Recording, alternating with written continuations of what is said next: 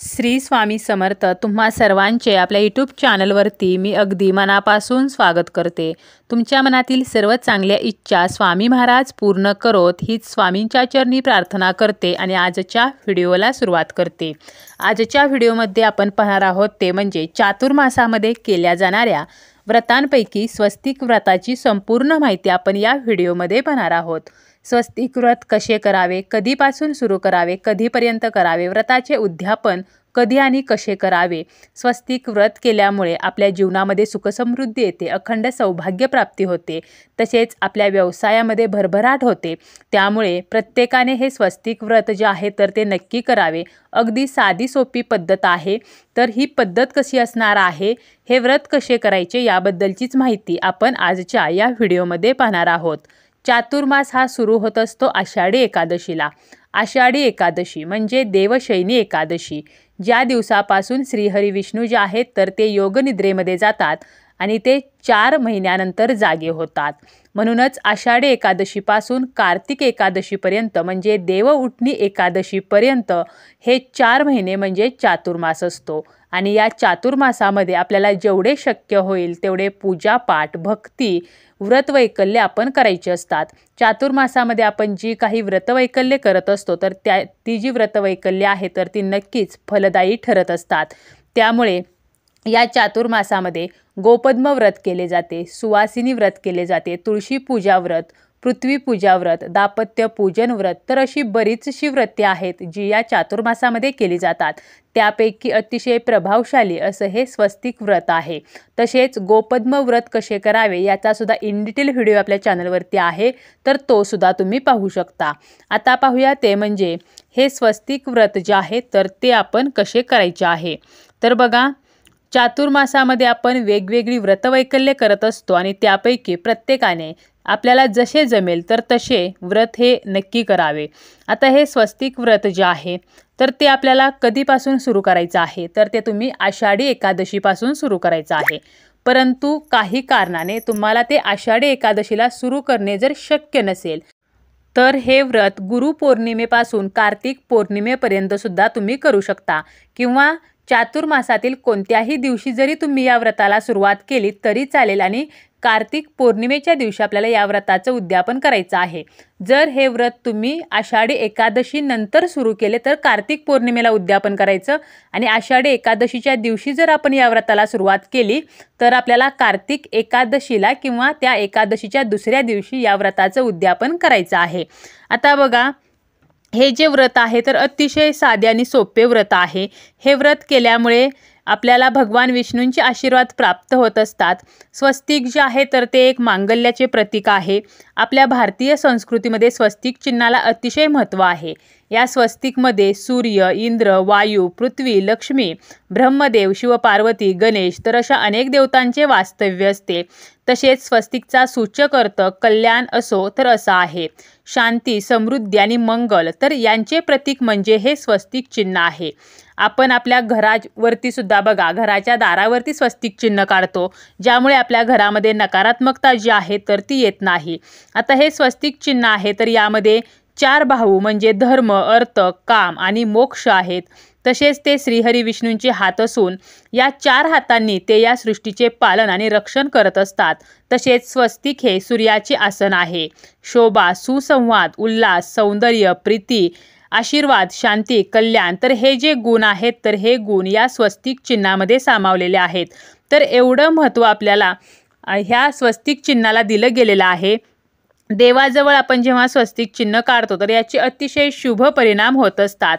अखंड सौभाग्यासाठी महिला ज्या आहेत तर त्या चातुर्मासामध्ये हे स्वस्तिक व्रत जे आहेत तर ते करत असतात। आता हे व्रत कोणीही करू शकतं, स्त्री पुरुष कोणीही हे व्रत करू शकतात।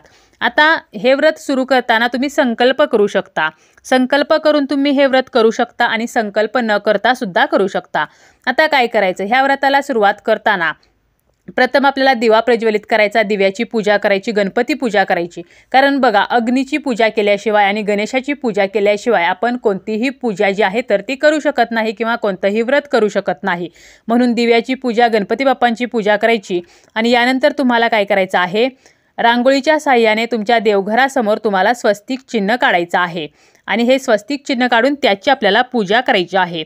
परंतु हे स्वस्तिक चिन्ह काढताना जमिनीवरती न काढता एक पाट घ्या, त्यावरती लाल रंगाचं किंवा पिवळ्या रंगाचं वस्त्र अंतरायचं आहे आणि त्यावरती रांगोळीच्या साहाय्याने आपल्याला स्वस्तिक चिन्ह काढायचं आहे। रांगोळी तुम्ही लाल रंगाची वापरा, पिवळ्या रंगाची वापरा, पांढरी रांगोळी जर वापरली तर आवर्जून यावरती आपल्याला हळदी कुंकू हे व्हायचं आहे। फक्त पांढरी रांगोळी कधीही काढू नये आणि हे स्वस्तिक व्यवस्थित काढायचं। स्वस्तिक काढायचं, त्याच्या दोन्ही बाजूला 2-2 उभ्या रेषा काढायच्या। त्या उभ्या रेषा काढताना खालून वर तर अशा पद्धतीने काढायच्या आणि ह्या स्वस्तिक चिन्हाला आपल्याला हळदी कुंकू, अक्षता, फूल अर्पण करायचं आहे, धूपदीपाने ओवाळायचं आहे, साखरेचा नैवेद्य दाखवायचा आहे। अशा प्रकारे आपल्याला या स्वस्तिकची पूजा करायची आहे। आता हे झालं की तुम्ही देवघरासमोर स्वस्तिक काढू शकता। याचप्रमाणे तुम्ही तुमच्या मुख्य दरवाजात सुद्धा स्वस्तिक काढू शकता। म्हणजे देवघरासमोर काढा, तिथे शक्य नसेल तर मुख्य दरवाजात काढा किंवा मुख्य दरवाजावर काढा। आपल्या मुख्य दरवाजावरती रोज हळदीने किंवा चंदनानं स्वस्तिक काढा आणि बघा हे स्वस्तिक काढताना रोज स्वस्तिक काढायचं आहे। आदल्या दिवसाचं जे स्वस्तिक असणार आहे, ती रांगोळी असणार आहे, तर ती आपल्याला निर्माल्यामध्ये विसर्जित करायची आहे। पुन्हा दुसऱ्या दिवशी दुसरं स्वस्तिक काढायचं आहे।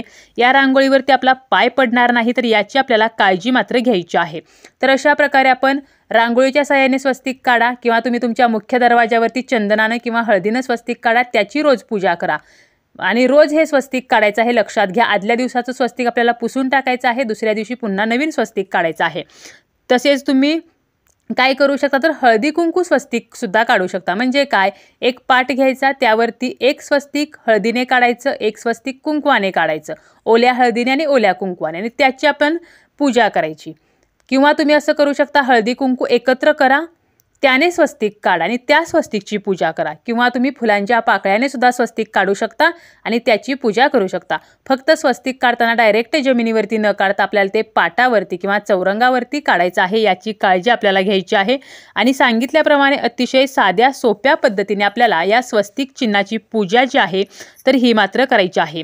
स्वस्तिकमधील आडवी रेषा जी असते तर ती म्हणजे विश्वाचा विस्तार आणि उभी जी रेषा आहे तर ती विश्वाच्या उत्पत्तीचे कारण आणि स्वस्तिकाचा मध्यबिंदू जो आहे तर तो भगवान विष्णूंचे नाभिकमळ असून ब्रह्मदेवांचे उत्पत्ती स्थान आहे।